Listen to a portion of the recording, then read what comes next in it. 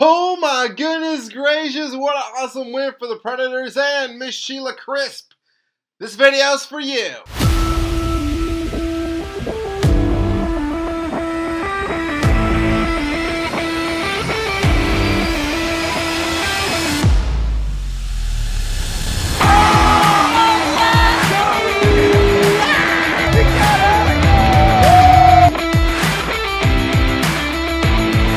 What's up, everybody? TM Fanatic here. Hope you all are having a fantastic day and welcome to another post-game reaction. In this one, I'm talking about my Nashville Predators, and this is an awesome win on the weekend, baby. This is what we call the good old stocking stuffer. Predators beats the Toronto Maple Leafs. We win 5-3. So much happened in this game, so much goodness to talk about, but first and foremost, as I stated in the opening, for those of you who do not know, Sheila Crisp, the wife of the Predators Golden Jacket recipient and former Predators announcer Terry Crisp, she passed away. Personally, I didn't know Ms. Crisp, but I knew. I got to meet Terry Crisp. It was one time in Nashville for the Stadium Series. He was so cool. He was so genuine. And so just my thoughts and prayers go out to him and the rest of his family and her family and friends. But you know what? I bet that Miss Crisp, she was looking down on these Predators right here, and she got to see an awesome performance from us right here. So let's go ahead and dive right into it. So first period, I thought it was so critical for us, and I know I might sound like a broken record when I say this, but it's so critical for us to have these good starts. Unfortunately, we still have to work on that because a minute 32 in, Robertson, he's coming in with speed, and then he finds a guy, they go tic-tac-toe with the Leafs, and then Roy, he scores off of his stick. He goes tic-tac-toe. Crap!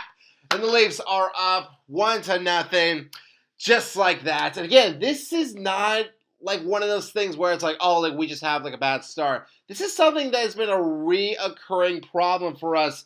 The Predators have now allowed a goal in the first 92 seconds in 6 of our last 14 games. And Chris Mason, he talked about this stat, how teams that score the first goal, even if it's really, really early, like this one was, it plays such a big role in determining who wins and who loses that game. So, I'm glad that we got the dub, but that's definitely something that, we got to clean up. Because there's going to be times when, we'll be down, we could be down a lot because, we allow these, early goals. And eventually, even if we do manage to get back to our game, it would be tough to climb out of that hole. I'm very thankful again that we were able to show some fight and get out of this hole slowly but surely, but we got there absolutely. And so as this first period progressed, I thought we did a very nice job of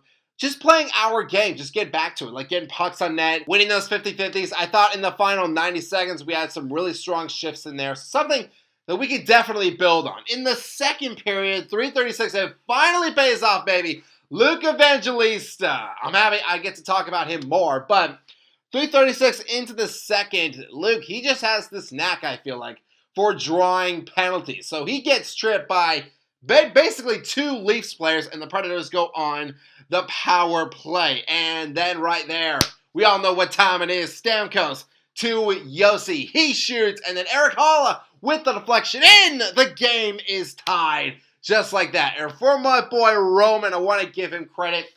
Yes, he has missed some time, but he is still making plays even since coming back. Roman Yossi, he has now had 5 assists in his last 5 games. He is playing absolutely amazing. And so at this point, I was okay.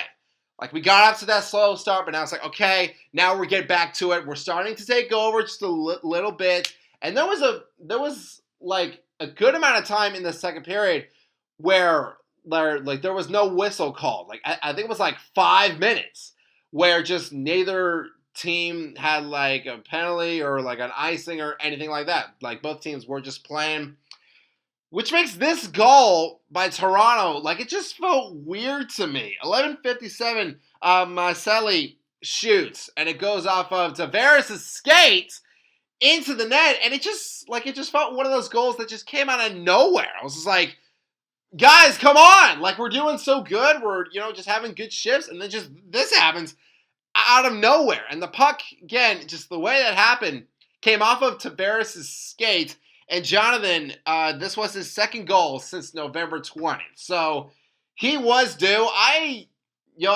couldn't imagine that he thought it was going to go like this. Like his first goal in a while comes in this fashion coming off of his skate. But you know what? Like, I'm sure that he'll take it. The Leafs will take it.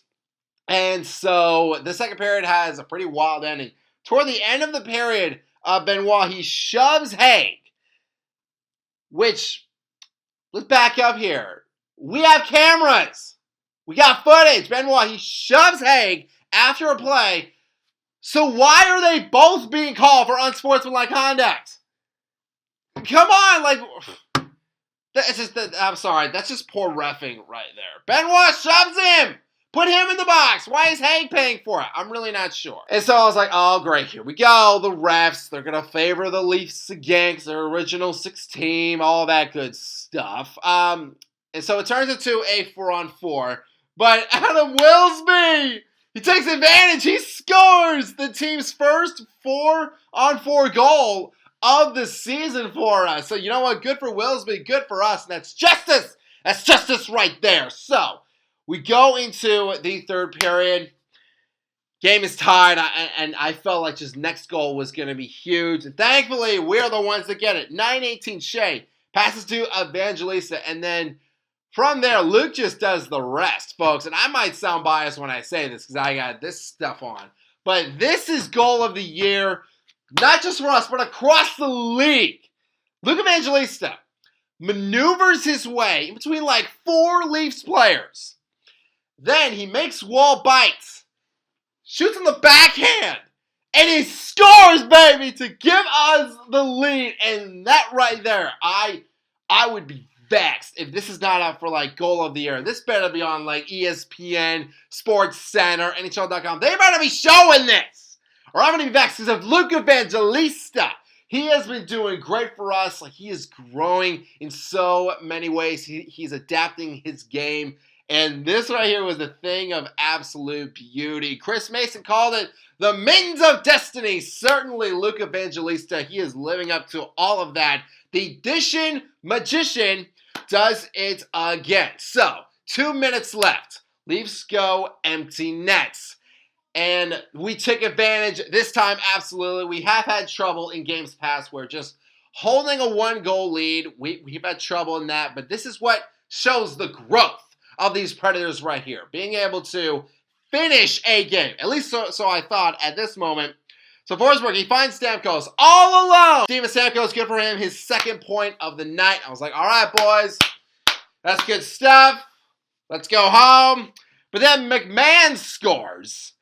And I'm like, guys, okay. Guys, don't do this to me. Don't do it. We played a great game. I was going back to that Avalanche game where it's like we have them right there, and then Kale scored. Thankfully, we won that one. But with Toronto, I'm not playing with fire. Absolutely not. Like, I want to end it right then and there. Thankfully, Cole Smith, who has been working his tail off as of late. Like, if you see him skate, especially late in this game, like, he was skating all around the ice. And he's just fighting, man. He's making the most out of every single shift, and I just love Cole Smith for that. And I'm very happy for him that he gets the empty netter right here. Give the assist to Shea and McCarron. And Predators, once again, we shut that door. We get the dub, baby. Let's go!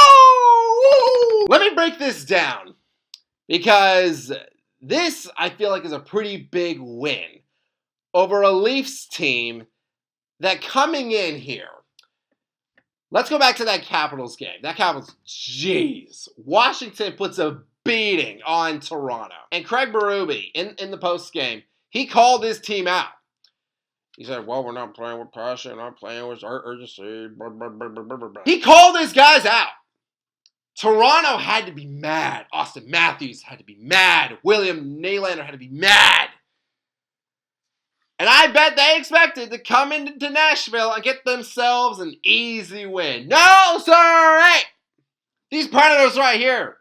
We shut the door. Absolutely, baby. And, you know, I think it shows a lot of character for us. Like, we came from behind more than once in this game. That speaks character to this Preds team, and not just the players and like their physical qualities, but who they are as a team.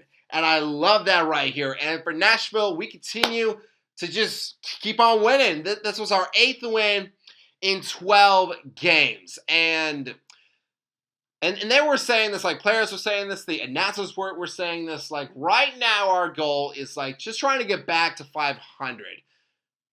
Because in the West right now, like it's just a mess right now. Like I mentioned how I think there's like 10 teams from the Western Conference that are at the bottom of the league.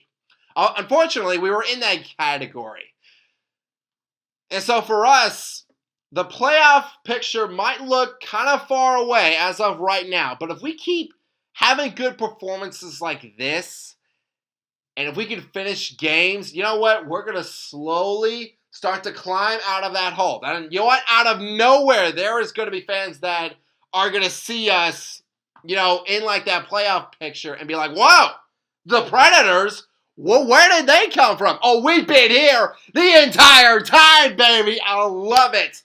But you know what? No rest for the weary. We have a big game coming up next against the Rangers. So, boys, let's get back to it. Let's build on this, and let's have ourselves another great performance. But fans, that is going to do it for this post-game reaction. Thank you all so much for watching. If you all enjoyed this video, hit that subscribe button, hit that bell, and you can join our Fanatic Army. And hearty salutes to all of you as always, and I hope that all of you have a fantastic day. Good Preds!